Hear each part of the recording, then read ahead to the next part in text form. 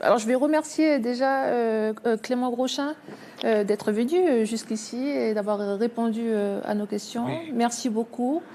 Nous, on va poursuivre avec un autre résultat qui est tombé, donc celui de Saramea avec 73% de oui, 27% en faveur du non, avec un taux de participation de 93,2%. Il y a une différence par rapport aux élections provinciales avec un score plus important pour le oui à l'indépendance que pour une liste indépendantiste aux dernières élections provinciales. Bon, encore une fois, c'est vrai que cette comparaison, on est obligé un peu de la faire puisque c'est le seul élément sur lequel on peut se comparer, mais il faut essayer un petit peu de raison garder, j'ai envie de dire. C'est que c'était des élections locales avec des listes. Effectivement, là, on se rend compte finalement qu'il y a une dissociation entre l'enjeu référendaire et puis des élections locales avec des têtes de liste qui ont tendance parfois à augmenter peut-être le résultat de leur parti dans les élections. Donc, c'est une véritable information, en tout cas, sur le potentiel d'une commune pour soit le camp plutôt non indépendantiste ou indépendantiste. Et c'est vrai que pour les élections locales, il y a des fois des petites variantes qui peuvent s'exprimer à travers des votes plus pour des partis que pour une idéologie, j'ai envie de dire. On peut poursuivre peut-être avec l'autre résultat, celui de La Foi, avec 30% pour le oui, 70% pour le non et 91,4% le taux de participation. Un commentaire, Mathias Chauchat ? Ça va confirmer, je pense, que le scrutin est plutôt favorable à la mobilisation indépendantiste à La Foi. Enfin, je n'ai pas les chiffres sous les yeux, mais a priori, c'est ça. C'est étonnant, hein. Non, mais c'est inversé. C'est 70-30 inversé, mais 30, c'est un bon résultat. Voilà, c'est une erreur de notre part, c'est bien 70% pour le oui. Hein. Oui, parce qu'aux dernières élections provinciales, il y avait 22% globalement pour la liste unitaire indépendantiste. Et là, ils font 30, c'est déjà pas mal. S'ils faisaient 70, ça serait très étonnant. Je crois que Corinne Voisin serait très inquiète ce soir. Vous avez peut-être une réaction déjà de tout ce qu'on s'est dit depuis les débuts de cette mobilisation, ces résultats aussi qui viennent de tomber. Ça vous étonne pas? C'est plus une réflexion globale, c'est-à-dire c'est à nous maintenant, dans nos attitudes, dans nos actions de demain, à faire en sorte que ce qui s'est passé aujourd'hui, quoi qu'on en dise, le référendum, jusqu'à maintenant on touche du bois, je ne sais pas si c'est vraiment du bois, ça se passe bien, il y aura un résultat quel qu'il soit qui sera le bon, puisque ce sera celui des Calédoniens, et c'est à nous d'en faire quelque chose de bien, c'est-à-dire de profiter de cette dynamique pour préparer les provinciales, parce qu'on aura la case provinciale de toute façon à mettre de côté, et être capable de créer un nouveau projet de société où tout le monde pourra se retrouver, et tous ceux qui se font entendre là, se retrouveront. Et puis il ne faudra pas oublier tous ceux qu'on a laissés de côté parce qu'ils n'ont pas la chance de participer à cette élection, mais qui font la Nouvelle-Calédonie telle qu'elle est aujourd'hui. On va tout de suite retrouver Jamie Waimo il va voir un petit peu ce qui se passe sur les réseaux sociaux. En effet, Falay, nous allons voir ce qui se passe du côté des réseaux sociaux et notamment sur Twitter. Il y a du mouvement, les résultats continuent d'arriver et je peux vous dire qu'ils arrivent au compte-gouttes et ça commence à être une véritable période de rush pour Sarah et Clémence. Les résultats vont vous être dévoilés en direct à l'antenne. Voyons du côté de Twitter avec des nouveaux messages, Stéphanie. Oui, alors les réactions arrivent tout doucement. Je pense que les Calédoniens attendent vraiment les résultats globaux pour intervenir et réagir sur les réseaux sociaux. Néanmoins, on a quand même... donc là, ça a été publié sur la page officielle du FLNKS. Donc voilà, ils se retrouvent dans leur QG et ils attendent avec impatience les résultats. Nous avons également un autre message. Donc c'est un journaliste qui, lui, est en France. Il est d'origine africaine. Donc il nous dit... une pensée en ce jour pour Jean-Marie Tjibaou, Yewene Yewene et tous ceux qui ont payé de leur vie l'aspiration à l'indépendance du peuple kanak. 30 ans plus tard, que reste-t-il de l'héritage des combattants de la liberté? Donc voilà. Donc un tweet, signé Francis Laloupo. Merci Steph. Ça rappelle un peu l'histoire, comme tu disais. C'est important. C'est important, comme le disait tout à l'heure notre journaliste et consoeur de France Inter. On va voir du côté de notre ami Fly où est-ce qu'il en est au niveau des réalisations. Donc, on a vu tout à l'heure le dessin concernant la jeunesse. Est-ce qu'on l'a vu celui-là? Mais on va le remontrer encore. Oui, ils sont tous étonnés qu'on soit parti voter et qu'on se tape pas dessus. Ça en dit long sur l'image qu'ils ont du peuple. Quoi que si je te dise. On a un nouveau croquis là. Alors celui-là, tu viens de le terminer à l'instant. Donc, on voit qu'il est intitulé Metzdorf. Faire du militantisme à 18-20 ans, c'est dangereux. Ouais, c'est vrai. Tu peux te mettre à parler comme un vieux. Ouais, c'est par rapport à ce qu'il a dit tout à l'heure, quoi. Il disait qu'il fallait rester insouciant. Tu vois. Quand tu es jeune, tu dois rester insouciant. Que 18-20 ans, c'est trop tôt pour s'engager. Venant d'un gars qui a juste la trentaine, c'est un peu rigolo, quoi. Moi, je dirais rien. En tout cas, on va donner la parole aux invités sur le plateau parce que ça fait beaucoup réagir nos invités, Falaï. Une réaction peut-être à ce que vous venez de voir, le dessin de Fly, peut-être sur la vision en fait des autres, le fait qu'on s'étonne que ce jour se passe sereinement. Gilles Brial. On nous l'a tellement vendu comme un danger, le référendum. Alors moi, je fais partie des loyalistes qui l'ont souhaité depuis le début, ce référendum, ce qui n'était pas le cas de l'ensemble des loyalistes à l'époque. On nous l'a tellement vendu comme quelque chose, une étape infranchissable pour la Nouvelle-Calédonie, que c'est vrai que c'est resté dans un coin de la tête. Et les Calédoniens ont montré aujourd'hui, mais dans leur globalité, les Calédoniens ont montré que non, ils étaient capables de se préparer à ça, que ça a été prévu il y a 20 ans et que finalement ils sont demandeurs. Ils sont demandeurs de ça et la preuve en est le taux de participation. S'ils n'étaient pas demandeurs de l'organisation de ce référendum, ils n'auraient pas participé aussi massivement. Alors, on va redonner les résultats de la fois avec la bonne infographie cette fois-ci. C'est vrai que les résultats tombent assez tard. On s'attendait à des résultats beaucoup plus tôt. Je crois que l'élément le plus surprenant, c'est qu'on n'ait toujours pas le taux de participation. On sait qu'il y a un fort taux de participation. Je pense qu'il faut vraiment qu'on puisse commencer à discuter de ça au final, parce que là, on a des chiffres parcellaires sur les résultats du oui, du non dans chaque commune. On n'a pas de vision d'ensemble finalement. Et la participation pourrait nous indiquer déjà s'il y a des tendances plus à une sorte de raz-de-marée dans certaines communes plutôt que dans d'autres. Là, véritablement, sans ces éléments-là, c'est un peu compliqué de pouvoir discuter, par exemple, du 17% à tout haut, qui nous apporte finalement pas grand-chose, du non à l'indépendance, je veux dire. C'est surprenant, mais peut-être que par rapport à l'enjeu de ce référendum, on peut se dire que c'est peut-être une précaution, je ne sais pas. J'essaye en tout cas d'avoir des éléments de réponse sur ce temps, pour avoir un taux de participation qui, à mon avis, est important et attendu par beaucoup. Ouais. Nous accueillons notre nouvel invité, Samuel Gorouna. Bonsoir. Bonsoir. Alors, vous avez 36 ans, vous êtes maître de conférences en sciences économiques à l'UNC.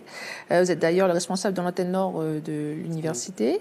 Vous avez organisé l'an passé un colloque intitulé « Quelle économie pour la Nouvelle-Calédonie après 2018 » en compagnie d'une vingtaine de professeurs institutionnels et responsables politiques. Ce sera la même question pour tous les invités cette journée historique. Comment vous l'avez vécu? Oui, bon, je pense que les uns et les autres ont dit un peu aussi les mêmes choses. Moi, j'ai voté à Koné, du coup, et je fais la route et aussi bien à Koné que sur. Je me suis un peu arrêté sur la route pour voir un peu les différents bureaux de vote. Et effectivement, on voyait du monde dans certains bureaux de vote, et puis c'était très calme, très zen. Donc oui, je pense que c'était une journée historique, ça a été un peu dit tout à l'heure. C'est vrai qu'il y a eu quelques-uns qui ont pensé que ça pouvait être un peu tendu, mais finalement, c'était une belle journée. On parlait aussi de cette forte mobilisation, parce que très tôt le matin, à 7h par exemple, des gens étaient déjà devant les bureaux de vote. On avait des files d'attente.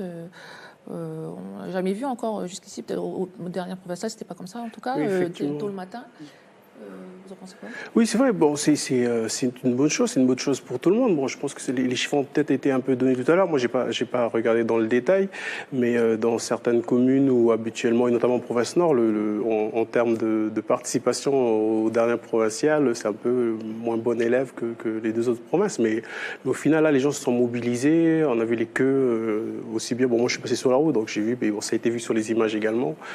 J'ai vu beaucoup de queues à Pointe-Boute, à Bourail. Et donc voilà, c'est quelque chose de plutôt positif. Vos étudiants se sont mobilisés aussi j'ai pas regardé dans le détail, mais j'entendais les uns et les autres. J'ai fait un peu comme tout le monde, j'imagine. J'ai suivi aussi sur les réseaux, etc. Donc effectivement, il y a une bonne partie des jeunes qui s'est mobilisée. Bon, aux îles, je sais pas trop, mais en tout cas sur la Grande Terre, les gens sont mobilisés. Aux îles, il y a une plus faible participation. On avait déjà donné. Pas de chiffres encore. On n'a pas de chiffres. Oui, vous m'avez interrompu à un moment donné, donc je ne sais plus. Non mais il y a une grande maturité, c'est sûr, de l'opinion. Les choses ont quand même bien changé, et c'est une bonne chose que la consultation puisse se faire dans la sérénité. Mais maintenant qu'on voit finalement que la Calédonie n'a pas changé, qu'elle reste très stable, il va falloir sortir, je veux dire, du comptage. C'est-à-dire il faut aller vers le destin commun et il faut aller vers un projet commun.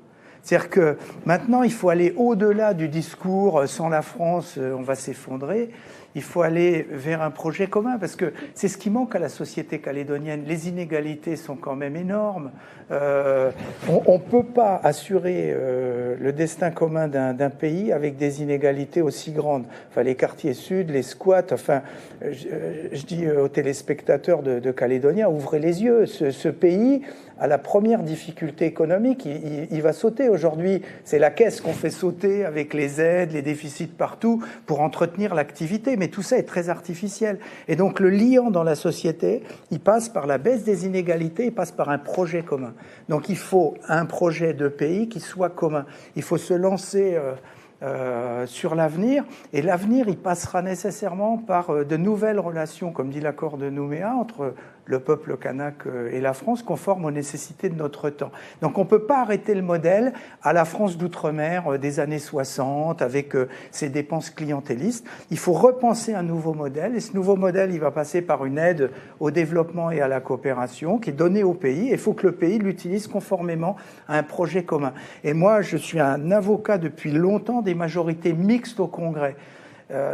J'ai soutenu d'ailleurs l'initiative de Pierre Frogier, de Charlie Pidgeot sur le double drapeau, parce qu'il faut au Congrès des majorités qui soient interethniques, c'est-à-dire concrètement interpartisanes. C'est le seul moyen de réformer la Nouvelle-Calédonie. Dès qu'on en revient à des pactes de majorité, la Calédonie s'arrête de fonctionner et plus rien ne se passe. Aujourd'hui, si les indépendantistes le voulaient, il n'y aurait plus de gouvernement. Parce que Philippe Germain, il a été élu par qui? Il a été élu par les indépendantistes qui ont fait un effort en disant il faut quand même un gouvernement. En contrepartie, qu'est-ce qu'ils ont reçu? Je veux dire, il y a un moment, il y a un partenaire, il fait toujours un pas vers les autres, en face. Je veux dire, on répond par un non massif, mais ce n'est pas un projet.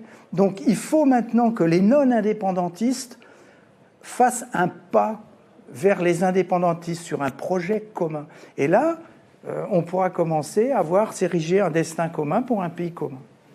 Un pas vers les indépendantistes avec un projet commun?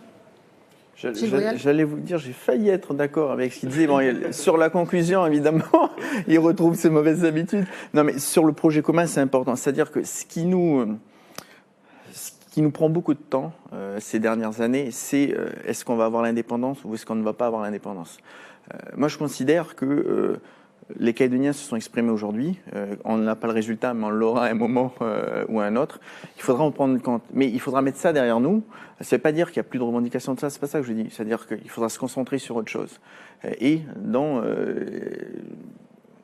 gommer ces inégalités, c'est-à-dire travailler sur un vrai projet de société. C'est pour ça que je considère que le référendum, ce qu'on est en train de vivre, c'est la première étape à ça. Les Calédoniens auront donné leur volonté, leur préférence, il faudra en tenir compte, mais il faudra passer à autre chose, construire la Nouvelle-Calédonie, relancer l'économie. Alors, il y a déjà aujourd'hui une majorité qui, je ne sais plus trouver le nom que vous aviez indiqué, au Congrès. Mais c'est ça qu'il faut l'axe de développement qui doit être pour les prochaines élections provinciales, puisqu'on travaille là sur des programmes, c'est des programmes qui prennent en compte ça. Et à partir du moment où on aura en quelque sorte, et j'utilise un terme, je fais attention, réglé la problématique indépendance ou pas indépendance, on pourra se focaliser sur les choses qui sont plus importantes, qui comptent, c'est-à-dire le quotidien des Calédoniens et comment ensemble, tous ensemble, on arrive à faire progresser la Nouvelle-Calédonie et par la Nouvelle-Calédonie ses populations.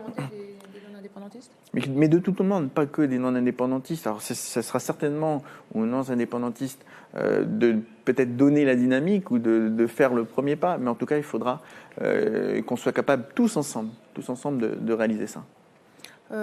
Samuel Gorouna, on a entendu relance de l'économie, projet. Un commentaire Oui, je rebondis peut-être aussi sur ce qui vient d'être dit. C'est vrai que de façon générale, vu qu'on est toujours sur ces débats-là, parfois certains projets aussi de réforme, ça peut être aussi interprété comme favorable ou pas à un camp. Donc c'est vrai que parfois ça empêche de faire certaines réformes alors qu'il le faudrait.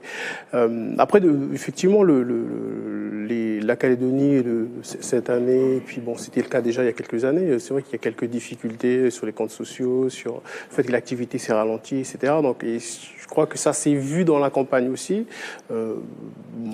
Personnellement, j'ai plutôt suivi sur les réseaux sociaux parce que bon, j'ai pas forcément la capacité de faire les différentes réunions, mais sur les réseaux, ça se voit aussi. Les gens commentent et ils disent que c'est plutôt des questions quotidiennes qui sont posées aux uns et aux autres, même si c'est vrai que la campagne, elle s'est faite sur l'avenir institutionnel. Beaucoup de gens posent des questions qui sont des questions quotidiennes, en fait, et auxquelles ils veulent que les élus politiques répondent, que le 4 novembre, il y ait quelque chose de différent ou pas, au moins que les gens répondent sur des questions plus terre à terre, quoi, disons.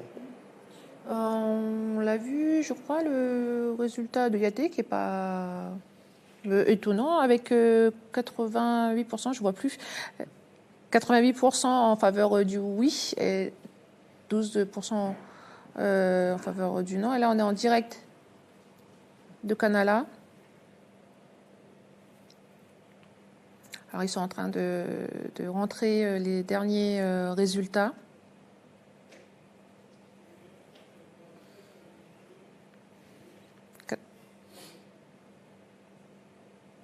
Alors 87% des votes exprimés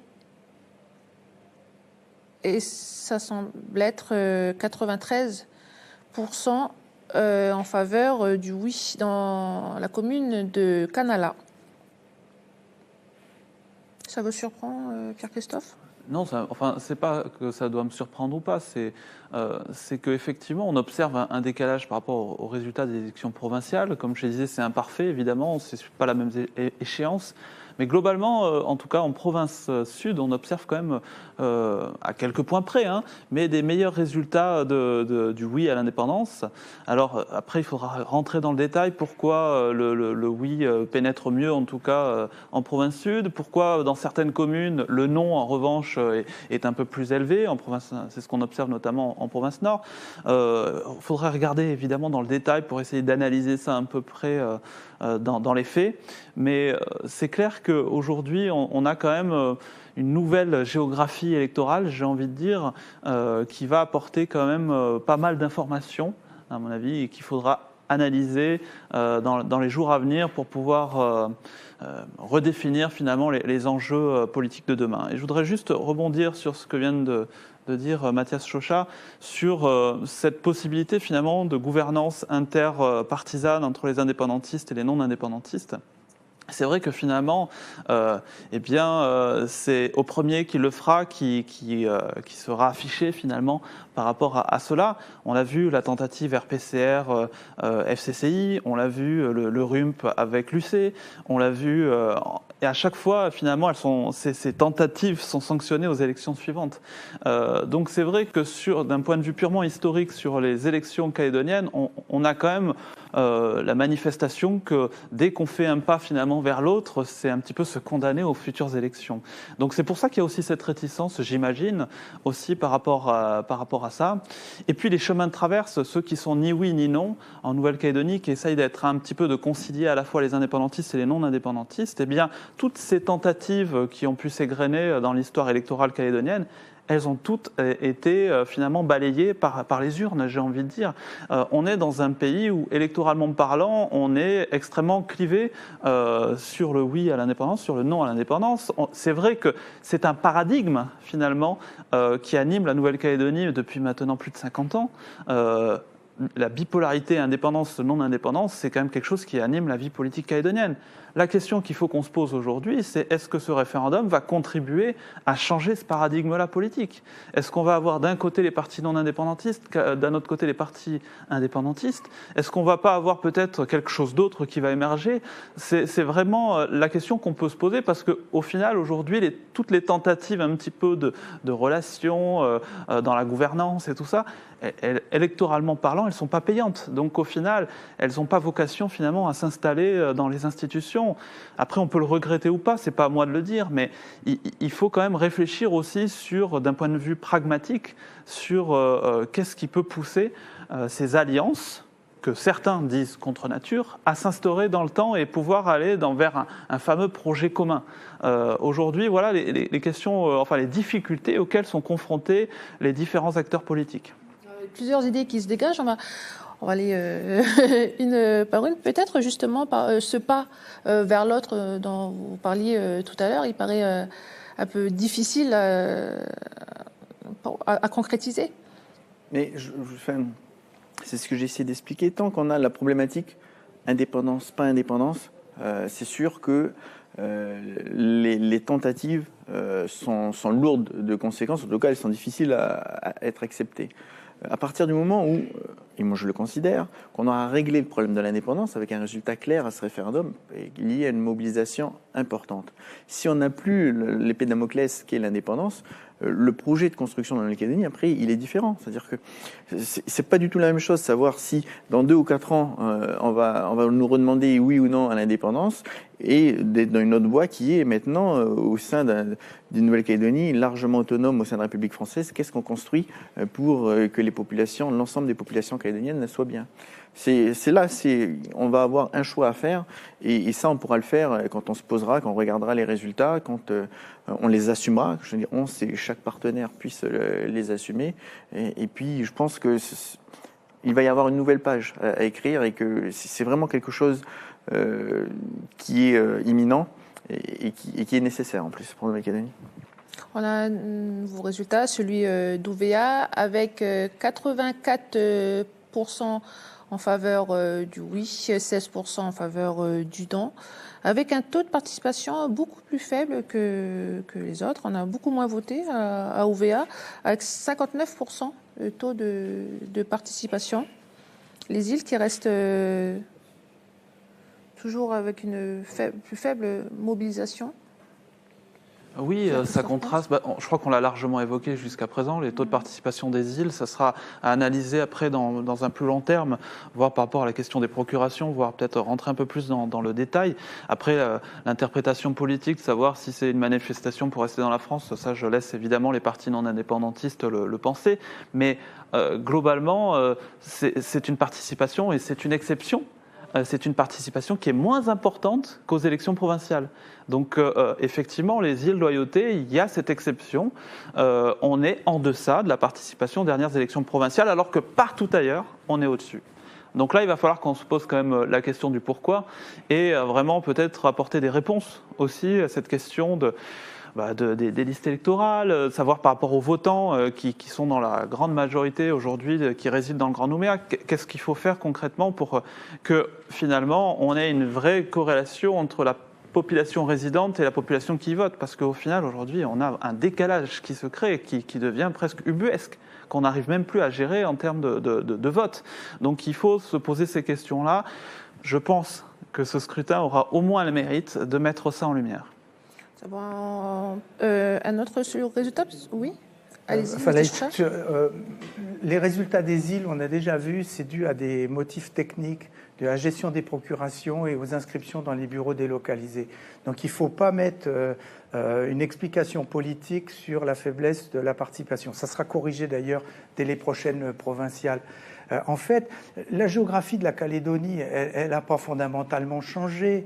Et c'est ça l'enseignement de ce référendum, c'est que les camps finalement bougent pas et qu'il faudrait parler d'autre chose que de l'indépendance. Si on prend une ligne, vous coupez la Calédonie par la chaîne, tout ce qui est à l'est, en gros c'est le oui, tout ce qui est à l'ouest c'est le non. Je veux dire, il y a quoi de changer?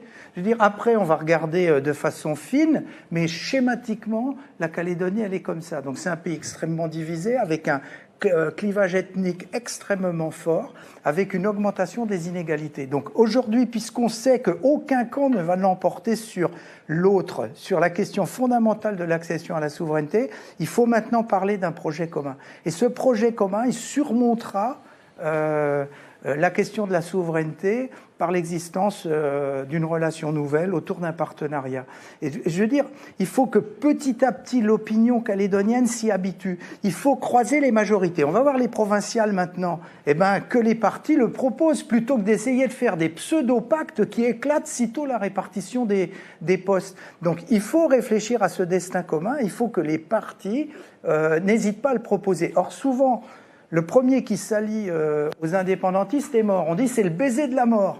Et c'est toujours arrivé. Donc que les Calédoniens qui nous écoutent se posent la question de pourquoi ils sanctionnent systématiquement les partis non indépendantistes qui ouvrent la porte aux autres. Je veux dire, c'est quand même une question complètement schizophrène chez eux. Ils veulent le destin commun, ils veulent la paix, ils sont incapables de mettre un bulletin en rapport avec leurs exigences de paix. Or, ils n'auront pas toujours ni la paix ni la prospérité s'ils continuent de vouloir tenir à l'écart une partie de la population.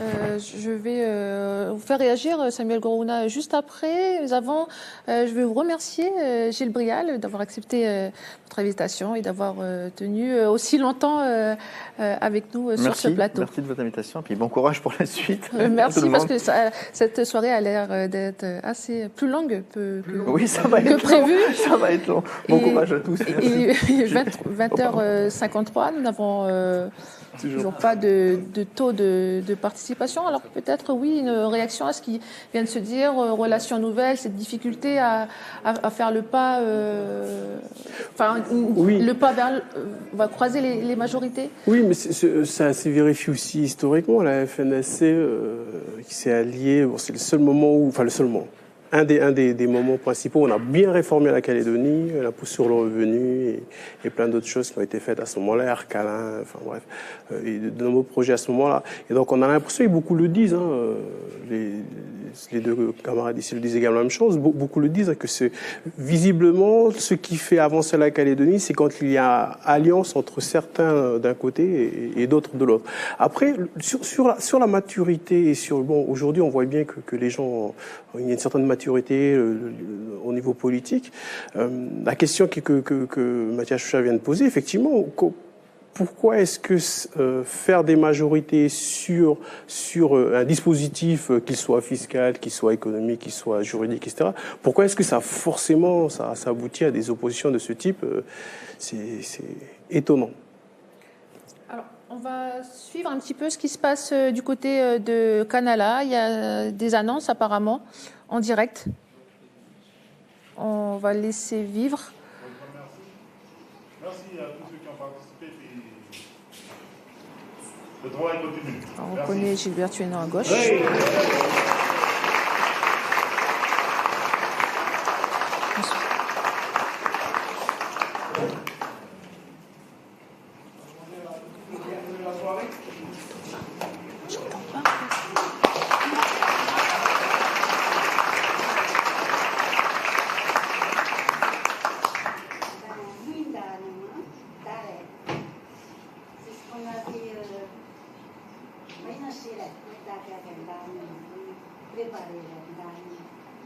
On s'était dit qu'on n'avait pas le droit de décevoir.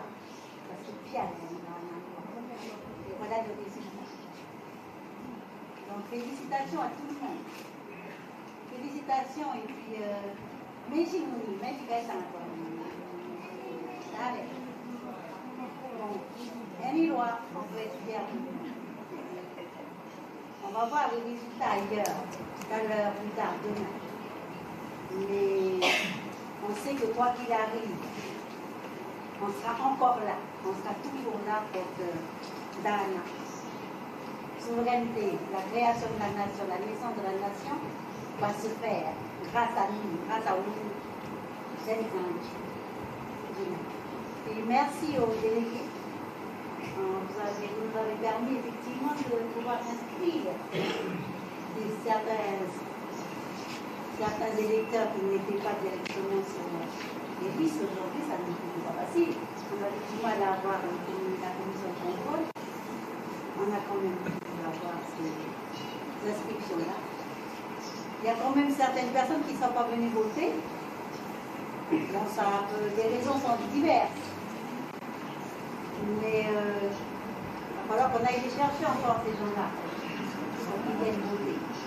Mais voilà, il y a eu un élan par rapport à ce qui s'est passé avant, l'élection communale, l'élection provinciale. C'est pas la même chose. Mais c'est un droit d'aller voter, alors il faut toujours utiliser ce droit, quelles que soient les circonstances. Parce que demain, on va encore utiliser le droit de vote.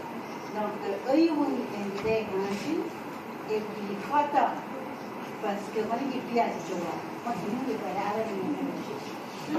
Mais ici, tu vois. Voilà.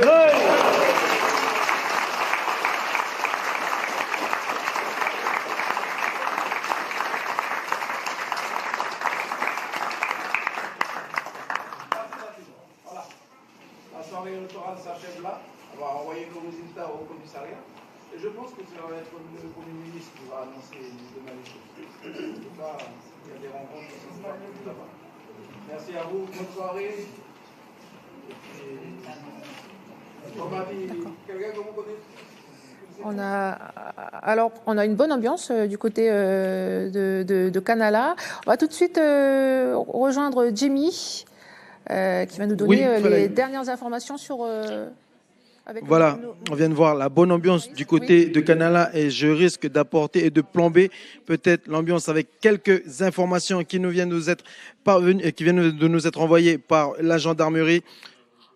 Il y a eu un signalement, il y a eu des caillassages un peu partout dans la commune de Nouméa, à Rivière-Salée, Caméré, Moravel et notamment autour de Magenta. 7 voitures seraient en feu à hauteur du parking de la Toyota située à l'Impérial. Voilà, ce sont des informations qui nous ont été envoyées et transmises par la gendarmerie nationale. Et j'ai quelques informations aussi à vous donner concernant les tendances pour les 3 provinces. Voilà, les bureaux de vote sont au cours de dépouillement. Je vais commencer par la province des Îles-Loyauté. 28% de bureaux de vote dépouillés qui affichent un taux de participation qui est de 53,62%, 79,15% pour le oui, 20,85% pour le non. Du côté de la province Nord, 38% de bureaux dépouillés. Je rappelle que le dépouillement est encore en cours. 85,76%, c'est le taux de participation. 71,72% pour le oui et 28,28% pour le non en ce qui concerne la province Nord. Et enfin, pour la province Sud, 41% de bureaux ont été dépouillés, 85,66%, c'est le taux de participation, 21,10% pour le oui et 76,9% pour le non. Voilà les dernières informations transmises par notre équipe ici du côté de la rédaction Falaï.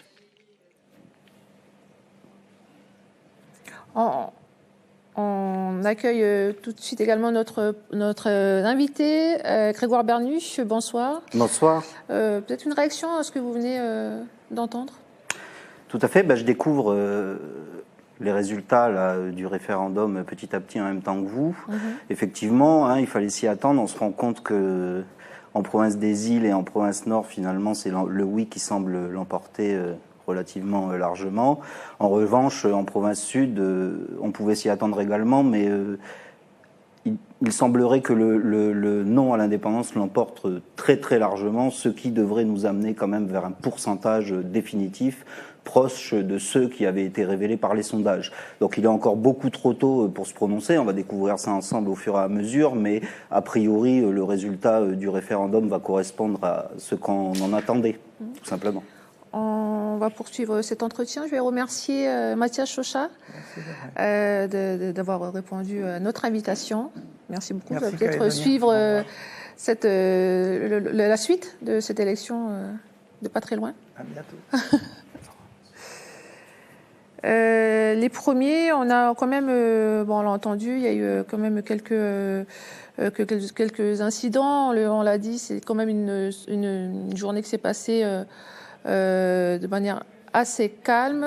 Quelqu'un veut peut-être réagir sur ces incidents-là?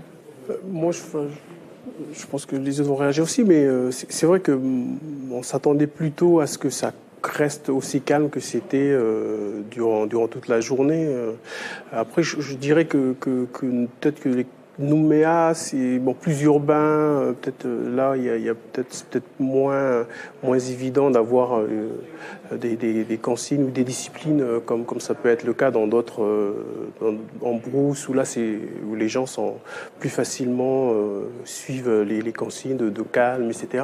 C'est peut-être plus particulier à Nouméa. Après on n'a pas encore fini la soirée, on verra bien, mais bon, j'espère évidemment comme beaucoup de gens et comme tout le monde que cela se passe plutôt bien au final.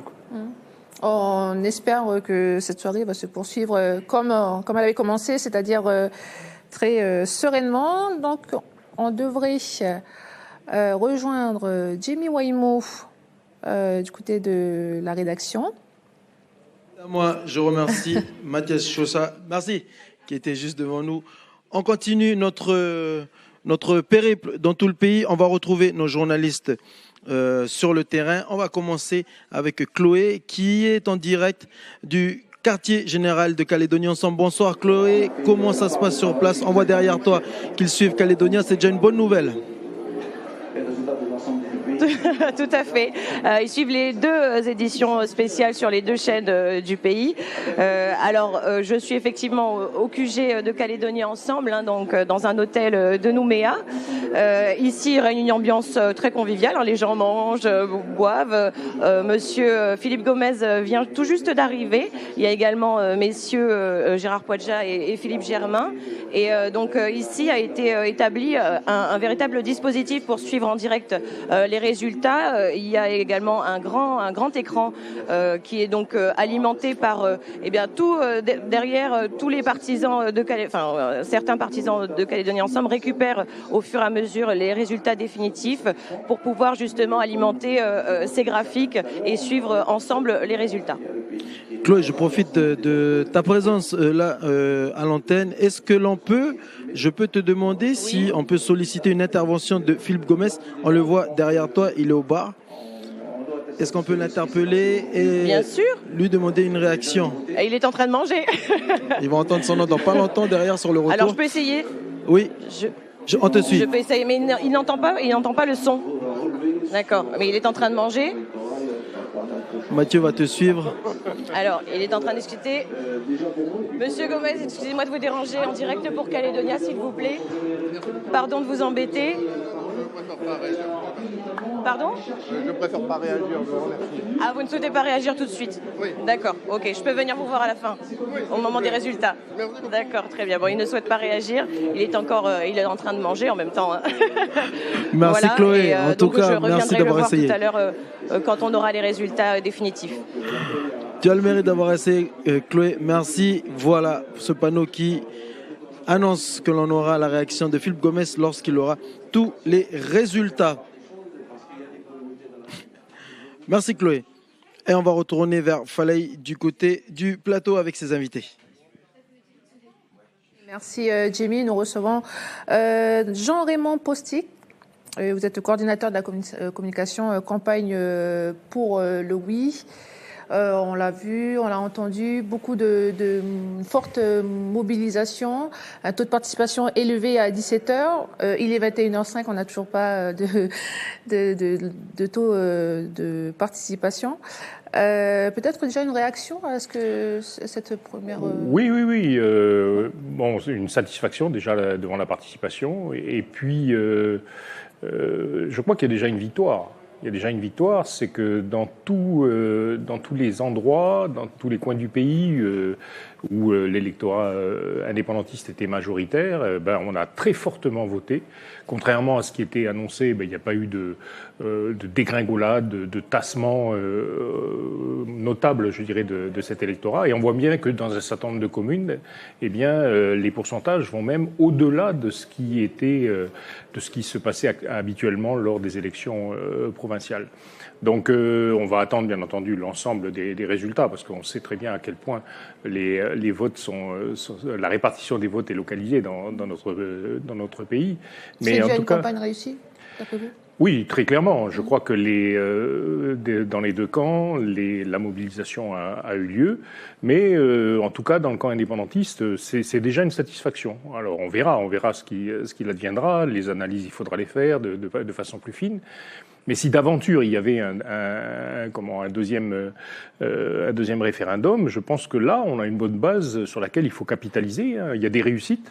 On va tirer les enseignements de nos échecs, de nos manquements. Mais en tout cas, il y a une base tout à fait intéressante. Avec les premiers éléments qu'on a, on l'a dit tout à l'heure, il faudra faire des analyses beaucoup plus approfondies. On a quand même quelque chose qui se dégage du côté de la province sud, avec peut-être un taux de participation, un taux en faveur des indépendantistes un peu plus élevé qu'on s'attendait. Pas forcément les premières semaines. Encore une fois, c'est beaucoup trop tôt. On n'a pas le taux de participation, donc c'est difficile. Avec les premiers éléments qu'on a. De se penser. Pour autant, j'ai présidé un bureau de vote pendant toute la journée. La participation a été forte et le taux définitif sort autour d'un bureau de vote important en plus, c'était à Rivière-Salée, donc il y avait plus de 1000 inscrits. Le taux sort autour de 65% pour le non et 35% pour le oui. Donc on voit bien, c'est ce que je vous expliquais tout à l'heure, que ça correspond au sondage qui avait été publié il y a quelques semaines. Pour autant, vous le voyez bien, c'est de la même manière, Philippe Gomez est intervenu sur le sujet, c'est beaucoup trop tôt pour se prononcer. Il va falloir qu'on dispose d'abord de tous les résultats, qu'on puisse les analyser et du détail, non seulement des résultats. Plus tôt, oui, je sais bien, mais la participation a été telle, vous l'avez tous dit, qu'aujourd'hui, c'est peut-être la première fois qu'il y avait une telle participation. D'ailleurs, c'est une leçon à retenir pour la suite, parce que on se rend compte que les électeurs, dès lors que la situation est importante, qu'il s'agit de décider de leur avenir, qu'il s'agit de voter oui ou non en clair, et pas pour élire des personnalités, ils se sentent beaucoup plus mobilisés. Et je peux vous dire que dans tous les bureaux de vote, parce que j'avais des nouvelles des uns et des autres, et je le voyais bien dans le bureau de vote que je présidais, la participation a été non seulement très forte, mais continue sur toute la journée. Donc c'est un petit peu logique que dans ce contexte-là, on n'ait pas encore les résultats parce que finalement, on n'est pas tant habitué que ça à autant de participation. Donc, il faut rester prudent, il faut attendre les résultats et on pourra en tirer des conclusions très rapidement de toute façon. Pour autant, je pense que on va s'orienter vers ce que je vous disais tout à l'heure, c'est-à-dire un pourcentage en faveur du non très élevé en province sud qui va être contrebalancé par un pourcentage en faveur du oui aux îles et au nord. On verra bien.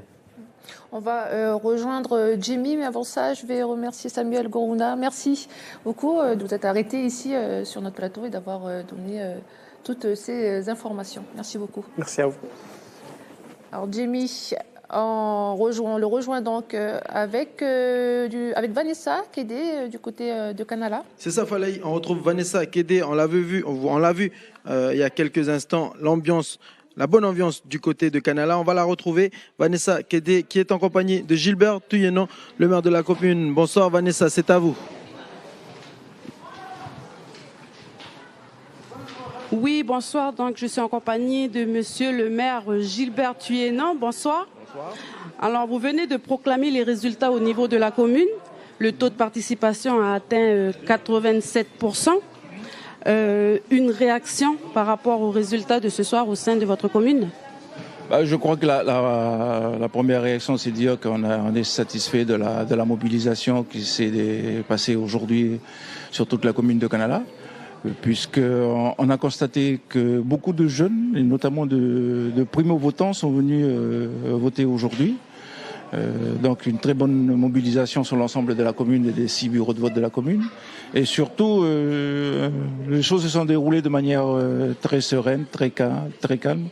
Et puis pas de problème d'organisation matérielle. Donc voilà. Pour ces 2 raisons-là, parce que les choses se sont bien déroulées, puis qu'on a un beau taux de participation, et surtout parce que 94% de la population, de ceux qui se sont exprimés, ont voté pour le oui, on est grandement satisfaits. Donc on va dire qu'on a fait notre part du travail, et il nous reste à accompagner ce travail-là pour voir ce qui s'est passé sur l'ensemble du pays. Voilà. Donc vous l'avez dit, 94% pour le oui. Il y avait 3406 inscrits, 2974 votants, dont 20 bulletins blancs, 24 nuls, 2930 voix exprimées. Et maintenant, pour la suite de ces résultats, qu'attendez-vous? Pour la suite, on va répéter la même chose. Hein. Le travail ne s'achève pas là. Hein. Je veux dire, demain il fera jour. Quels que soient les résultats sur l'ensemble du pays, le travail continue. Et puis il faut prendre les choses avec sérénité, avec confiance, parce que on voit dorénavant que le choix que nous avons fait, à savoir opter pour le vote et puis faire de telle sorte que ce pays s'inscrive dans un processus progressif, préparé, de décolonisation, de préparation d'accéder à sa souveraineté. C'était un trop beau choix. Et puis l'avenir est prometteur pour nous, on doit dire, hein, parce que on verra avec les autres résultats. Mais je pense que beaucoup de Calédoniens aujourd'hui ont compris véritablement le sens des choix institutionnels et politiques. Moi j'ai bon espoir parce qu'on m'indique que des très bons résultats du oui sur la foi, et notamment sur Pointe-Bout aussi, sur Kawa, sur l'île des Pins, sur Moindou. Donc on n'a pas les résultats finaux, mais déjà les premiers brides d'informations que nous avons nous indiquent il faudra poursuivre le travail. Et quel que soit le résultat, il faudra poursuivre le travail, faire de telle sorte qu'on comprenne le sens profond du combat du FNLKS, qui est un combat d'abord pour le pays, un combat pour d'abord les citoyens de ce pays, un combat pour la justice, pour l'équité, un combat pour la démocratie, et un combat pour que tous ceux qui se sentent calédoniens se sentent bien vivre en Nouvelle-Calédonie. Et puis voilà, il faut toujours répondre oui. Il faut toujours répondre oui pour le pays, parce que c'est l'avenir dont il s'agit. Voilà. Merci beaucoup, monsieur le maire. Merci. Donc voilà, on vient de finir les résultats ici du côté de la commune de Canala. Dehors, les voitures qui klaxonnent, les gens qui crient, ça continue à siffler. C'est l'ambiance de ce soir ici au niveau de la commune de Canala. Merci beaucoup Vanessa, merci à monsieur Gilbert Touyenon, le maire de la commune. Bonne et belle ambiance sur Canala. Un résultat va vous être dévoilé à l'antenne en direct. Il nous arrive de la commune de Ponériouin. 86% pour le oui contre 14% du non. Voilà, pour refaire une petite synthèse de ce qui a été dit ce soir sur le plateau, mais également avec nos invités. Ils sont unanimes sur le fait de dire que ce soir, la grande gagnante, c'est la démocratie. Les personnes se sont déplacées pour voter et se sont exprimées à travers les urnes. Alors, est-ce que ce référendum va conserver le paradigme politique? Une question posée par Pierre-Christophe Pons sur ce plateau. Et c'est une question posée au vu du taux de participation qui, je le rappelle, était de 73,68% à 17h, un chiffre qui, bien évidemment, est susceptible d'évoluer, qu'on aura définitivement plus tard dans cette soirée. Je vous propose de souffler un peu et allez, on va dire les choses franchement, de rigoler un peu. Du côté des réseaux sociaux, on va retrouver Stéphanie Marlier. Alors Steph, tu as une petite vidéo à nous proposer. Vidéo rigolote de Gaël Tukyo, alias Freaky GT. Donc lui, c'est un artiste dessinateur local. Donc il va nous raconter un peu son road trip où il est allé voter. Donc il est parti de Nouméa jusqu'à Pointe-Boute. Donc vous allez surtout découvrir la fin de cette vidéo parce que justement 6 heures de route c'est long. Donc je vous propose donc de regarder et d'écouter Freaky GT. Ok. Ben voilà, 3 heures de route à l'aller. 1 demi-heure de queue pour aller voter et 3 heures de route pour le retour. Ça, oui, c'est un road trip. Je kiffe mon pays.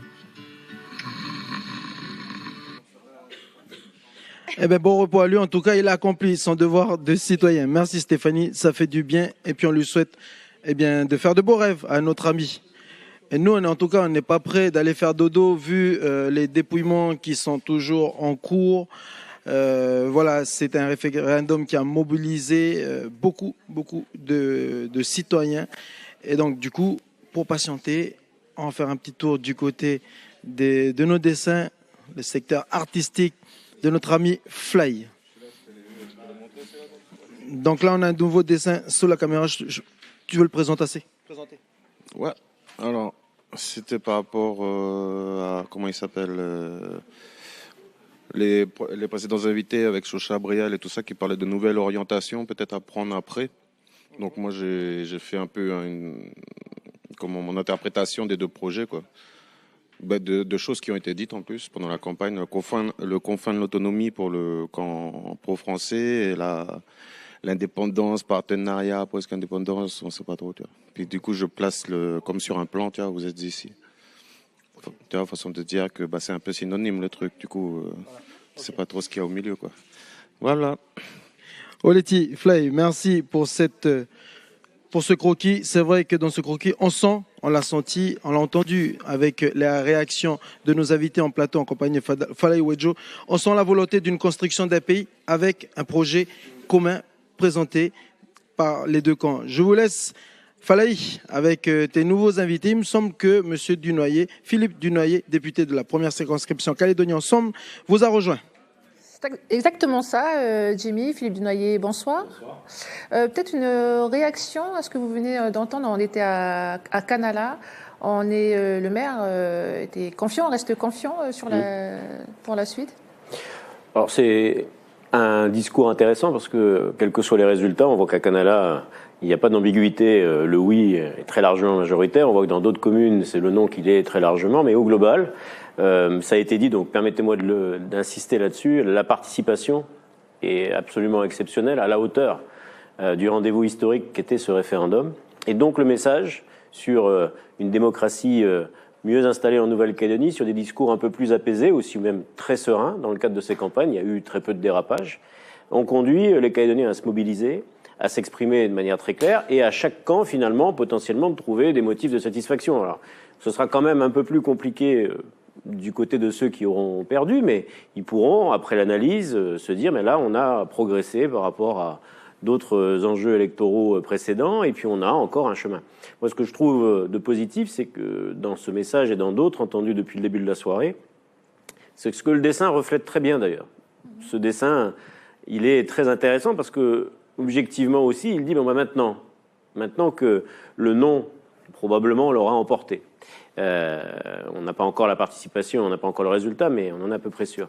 On sait donc qu'on a un dilemme, finalement, à traiter. C'est la mise en œuvre de l'accord de Nouméa qui prévoit potentiellement un deuxième et un troisième référendum, c'est-à-dire 2 ou 3 fois la même question, ou bien, mais à condition qu'on se mette d'accord, c'est pour ça que ce dessin est assez intéressant, un autre projet d'évolution politique pour le statut de la Nouvelle-Calédonie, à définir entre nous, bien sûr, qui ne peut pas être l'indépendance pleine et entière, puisqu'elle vient d'être, en tout cas, rejetée aujourd'hui, mais qui ne peut pas être non plus un statu quo, puisque c'est pas en restant assis, en ne bougeant pas, qu'on fait évoluer la Nouvelle-Calédonie. Donc il faut faire évoluer ce statut, et c'est avec des discours de construction tenus par les leaders indépendantistes et non indépendantistes que les Calédoniens et la Calédonie progressera. C'est le sens, en tout cas, du combat, du bon combat, du combat sain que l'on mène à Calédonie Ensemble, en n'ayant jamais quitté la table des discussions. Il a perdu quand même le citoyen sur le dessin. Ah non, mais il s'interroge, il a raison de s'interroger, parce que pour le moment, on ne lui propose pas cette solution à l'intérieur de vous êtes ici. on lui dit, c'est ce que je comprends bien en tout cas, on lui dit maintenant comment faire pour faire évoluer notre statut. Mais on ne lui a pas encore proposé. C'est pour ça que le résultat d'aujourd'hui est très intéressant. C'est un résultat, un fait politique évident, mais ce n'est pas une solution.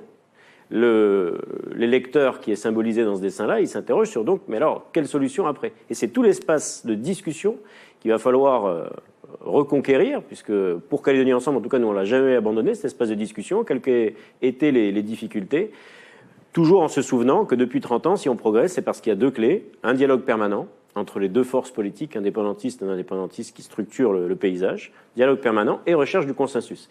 Ce sont les deux clés grâce auxquelles on a pu progresser, et c'est les deux clés qu'il faut continuer d'utiliser, en tout cas, c'est notre conviction. Jean-Raymond Postic, je vais vous faire réagir, mais avant, je vais remercier Grégoire Bernu d'avoir accepté notre invitation. Merci beaucoup. Merci, je vous remercie. Une réaction, voilà. Oui, j'entends bien les appels au dialogue. D'ailleurs, je crois que nous les avons tous entendus dans les partis indépendantistes. Mais c'est quelque chose de naturel, en tout cas à l'Union calédonienne et même dans les autres mouvements indépendantistes. La seule difficulté que j'entrevois, c'est que on nous dit venez dialoguer, mais vous savez quoi, il va falloir ouvrir la citoyenneté, c'est-à-dire revenir sur le corps électoral gelé. Bien entendu, ça va remettre en cause la protection de l'emploi local. On nous dit qu'il faudra revoir la clé de répartition et puis surtout, mettez un mouchoir sur votre revendication d'indépendance. Bon, voilà, si on pose autant d'éléments difficiles sur la table, je pense que le dialogue va être très, très compliqué. Hein, donc, parce que ce sont quand même tous ces points-là je dirais, les fondements même, je dirais, des acquis de la lutte indépendantiste. Donc, oui, le dialogue, bien entendu, mais il est évident qu'il y a des fondamentaux sur lesquels il ne sera pas possible de revenir. Là, je ne fais que répéter tout ce qui a été dit lors de la campagne par les différents intervenants indépendantistes. On va revoir Jamie, mais avant, on va vous donner un résultat très important. C'est celui de la commune de Dimbéa, avec 78% en faveur du non, contre 22% en faveur du oui, avec un taux de participation de 82,7%. On va faire réagir, les invités vont réagir après, mais on va tout de suite retrouver Jimmy Waimo du côté de la rédaction. Oui, en effet, Falaï, merci pour les résultats de Dimbéa que vous venez de voir à l'instant. J'ai des résultats concernant une tendance pays à vous communiquer. Donc, à 56,34% du dépouillement, je vous dévoile les chiffres concernant le pays. 36,24% pour le oui, 63,76% pour le non. Une tendance pays avec un taux de dépouillement qui est à hauteur de 56,34%. Voilà, on retrouve Vanessa du côté de Canala et qui est en compagnie de Caroline Machoro. Vanessa, c'est à toi. On est à l'antenne, Ania. Oui, alors je suis en présence de Madame Caroline Machoro-Régnier, première vice-présidente du Congrès. Bonsoir. Bonsoir. Alors, oui, excusez-moi. Je disais que je suis en présence de Madame Caroline Machoro-Régnier, première vice-présidente du Congrès. Bonsoir. Bonsoir aux spectateurs, auditeurs de Calédonia. Alors, Madame, cette journée, une réaction par rapport à comment ça s'est passé, comment ça s'est déroulé ici, à Canala? Alors, les choses sont très, très bien déroulées toute la journée depuis l'ouverture des bureaux de vote de ce matin, où on avait déjà des gens qui attendaient, même à 7h30.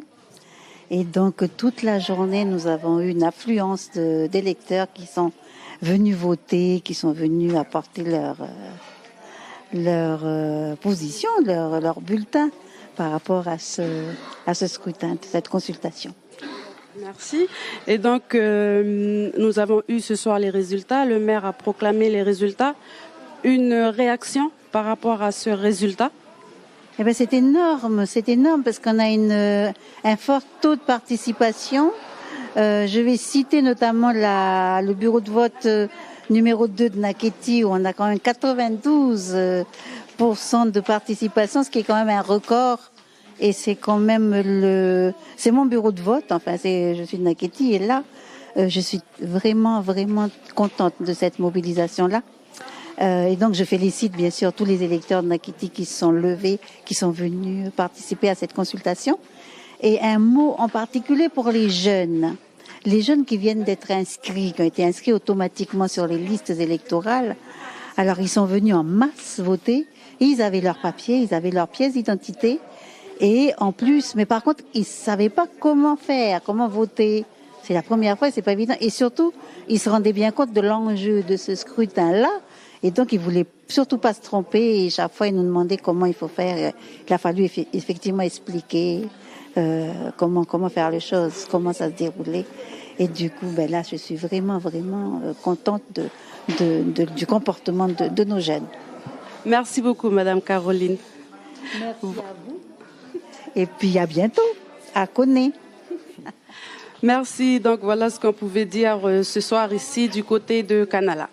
Merci beaucoup Vanessa pour cette interview sympa du côté de Kanala. Oui, on confirme bien. Il y a une belle et bonne ambiance du côté de la côte Est. Il est 21h26 pour être précis. Je rappelle quand même les chiffres que je vous ai divulgués avant l'intervention de Madame Machoro-Régnier. La tendance pays avec un taux de dépouillement qui est à hauteur de 56,34%, 36,24% en faveur du oui, 36,24%. Et puis pour le non, 63,76%. Des chiffres, une tendance qui vont pouvoir vous faire réagir, je pense, du côté du plateau Falaï.